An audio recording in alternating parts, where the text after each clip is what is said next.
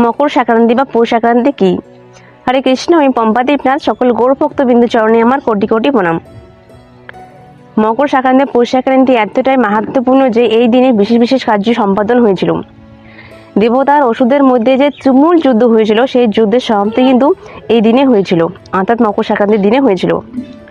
মা যশোদা শ্রীকৃষ্ণকে পুত্ররূপে পাওয়ার জন্য যে তপস্যা করেছিল, সেই তপস্যার শুরু কিন্তু এই দিন থেকে শুরু হয়েছিল। পিতামহ ভীষ্মও কিন্তু এই দিনে স্বর্গে গমন করেছিল। এই দিনে সূর্যদেব তার দিশা পাল্টিয়ে মকর রাশিতে প্রবেশ করেন, আর এই দিনে অনেকে সূর্যদেব পূজা করে থাকে। এই দিনে কিন্তু গঙ্গা সাগরে বা সমুদ্রে মিলিত হয়েছিল, তাই জন্য এই দিন থেকেই গঙ্গাসাগর মেলা অনুষ্ঠিত হয়ে থাকে।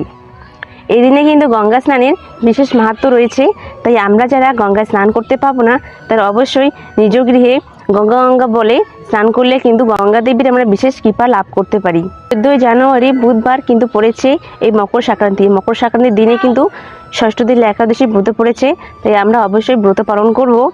আর সেই দিন আমরা বেশি বেশি করে গ্রন্থ অধ্যয়ন করব, ভগবানের নাম জপ করব। হরে কৃষ্ণ, হরি হরি বল।